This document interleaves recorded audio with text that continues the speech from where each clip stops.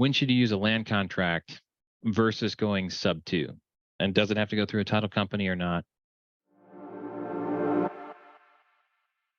Generally, you're going to want to go through a title company anyway. When you do a land contract, you still want to do a title search and all the other things. The process, somebody told me I talked too fast.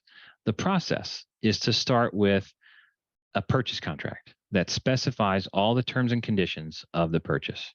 That's a purchase contract. It's escrows, the escrow instructions. The contract itself is instructions for the escrow company or title company or closing attorney.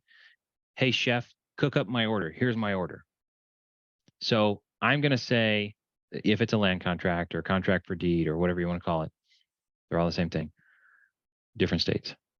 I want to buy this house at $250,000. Down payment's going to be $15,000. The remaining is going to be financed at 6% interest for 30 years or 28 years or whatever. But it's going to be a contract for deed. You put that in your additional terms and conditions, and now you have given sufficient instructions to the chef so they can go cook up your order. The actual land contract or contract for deed is what's used at closing. They're going to open escrow. You're going to put some money in. They're going to do a title search to make sure it's not over encumbered beyond sale price, et cetera, and make sure that they have the authority to sell.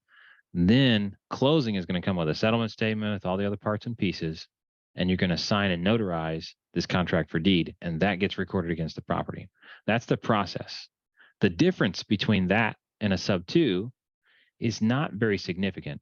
It depends on who your buyer is. If they're a homestead buyer, an owner occupant, then they don't have to worry about depreciation. So they're going to be much more okay generally with a contract for deed. You say, look, I can't trust nobody, so we do a contract for deed because it gives me a little bit more control in case you default. But after a certain point, it becomes the same thing as a seller finance, and I would have to foreclose if you defaulted anyway. But on the front end, if you're going to be a bad buyer and I have a chance to figure it out early, I want enough power to handle it rapidly. That's why I sell on a contract for deed, something like that. Your investor buyers, they want depreciation. So finding an investor who's willing to take beneficial use of the property without officially taking title, because a contract for deed is like a lease to own for a car. You don't get the title to your car until you finish making the payments. That's the same way this works for a house.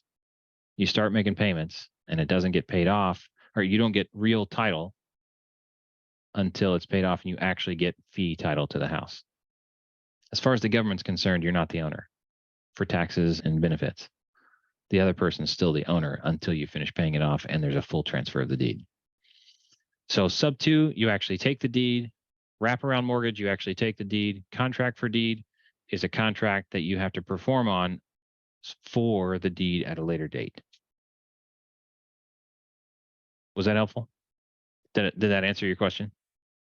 Absolutely. Yay.